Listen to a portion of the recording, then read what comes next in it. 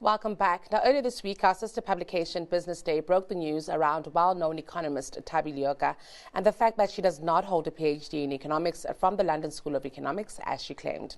The allegation surfaced after Remgro parted ways with Leoka, who sits on several other boards, allegedly for misrepresentation of qualifications. And while Leoka has tried to defend this, it seems to date that the qualification does, in fact, not exist. On the back of this, the Institute of Directors in South Africa, which has seen similar cases, has rehashed the importance of due diligence prior to board appointments. IoDSA CEO Parmi Natesan joins us with a greater detail on the stance. Parmi, a happy new year to you. Thank you for being with us today. Same to you. Thank you for having me. Well, Parmi, I'm keen just first of all to get your thoughts here when it comes to verification of board members as they come on board. Where does the responsibility lie? Where does the buck stop?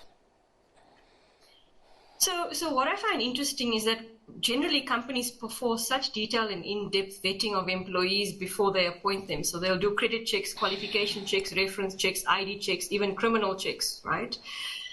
So it just, makes sense then that equally there should be as an in-depth due diligence and vetting done before non-executive directors are appointed to boards. And it's quite frustrating to see so many times we see questions around qualifications of individuals who already have served on sizable and boards of substance. Now, in terms of where the buck stops, I guess the board itself is responsible for ensuring that governance is complied with in the organization. And therefore there needs to be some sort of accountability, because also you'll notice that some of the entities on which this director used to serve are even your large listed entities, which are, in terms of the listings requirements, required to apply King 4. And King 4 couldn't be more explicit. It says in recommendation 19, and I'm going to read it for you, I've got it in front of me. It says, candidates' backgrounds should be independently investigated and their qualifications should be independently verified. And what was very disappointing for me was, when the questions arose, a number of the boards on which this individual served sort of responded, or it was reported in media that their response was they either felt it wasn't necessary or it wasn't a requirement to do these checks. So, what's very interesting here, I guess, Parmi, it might even bring to question on how these board members are then appointed. A lot of it is actually through referrals. It's not necessarily a public system. You wouldn't go into LinkedIn, for instance, and see board of directors for a JSE listed company, advertised there. And that tells me that sometimes maybe because of the closed nature of the pool and the way in which the recommendations are done and the appointments are done, this kind of thing can be overlooked, right? Yeah, I tend to agree with you. I think non-executive director positions get filled in various ways, and one of them, as you mentioned, is by word of mouth. So when there's a vacancy, there's a possibility that they may say around the table, does anyone know someone who would be suitable for this post? And board positions do get filled that way.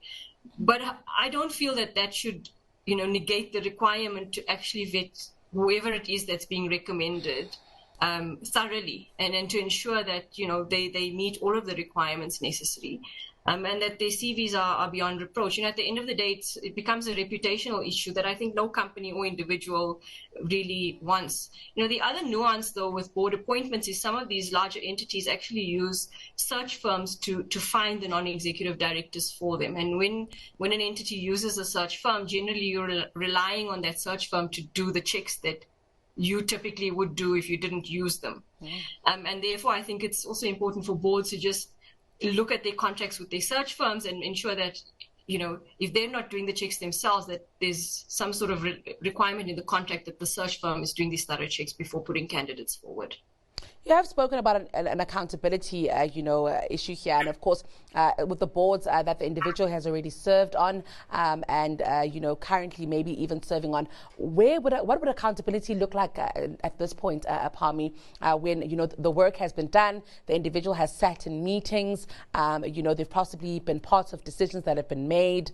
What would it look like for accountability to be seen here? So legally, and I'm not a lawyer, so I'm speaking from just a general knowledge perspective. I don't think her appointment to those boards is null and void because of this questions around the qualification. I think they still appointed her as they should have legally. And therefore, I don't think it really impacts the decisions that were made by those boards during the tenure that she served. I think, wider than that, there should be obviously accountability for an individual and we don't know, what the truth is here. There's various sides to the story, but if an individual claimed to have a qualification that they didn't have, that's not only a legal issue, but also an ethical issue. And I think that needs to be dealt with, yeah. I'm also keen, on getting your thoughts about what this might mean even for confidence and investor perspective. We all take it, for granted that if we see on stock exchange news that a director has been appointed to a board, we really take it for granted that this has been done, the checks have been done, the T's have been crossed, the I's have been dotted. And this, I think, then might speak of something where this might be more widespread than we don't know. And what does this mean for confidence? Are we seeing ourselves in a place where boards possibly have to go back to the drawing board with all directors and just go back to verifying, qualifications and so on? Yeah, I definitely think that does impact market confidence. I think it's something shareholders should be asking those boards at the next AGM. How did they do the vetting of directors before bringing them on? I think that's very important. In terms of doing these checks, I think it's just good discipline to do them before appointment. And in fact, at the IoDSA, we actually do them every 3 years when a director is up for re-election. We do them again, even if we know someone very well and don't suspect anything. We do it just for good practice, and for good governance and having the record keeping in place.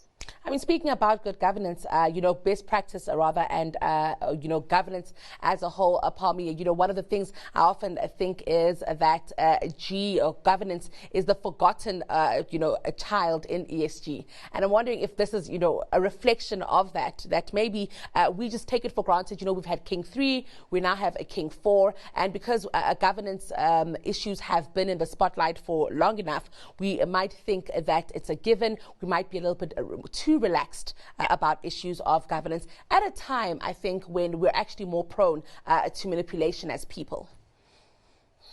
I think there is some of that. I think what we need to accept is that, governance and the King Code and the recommendations there are not put in place to create a burden for business. They're really put in place for a legitimate purpose. And if there's buy-in that these things are there to serve the entity and actually, do good at the end of the day, I think people will then start applying King 4 in substance instead of in form. At the moment, I think some approach it as a bit of a burdensome compliance checklist. And I do think things then, get forgotten or ignored when they should have been done. I think we need also more accountability in terms of that, because many entities or organizations, if you look at their integrated reports, they'll say that they do apply King 4. But then you'll find instances like this where you in your mind question, well, how well are they doing it? How in depth are they doing it?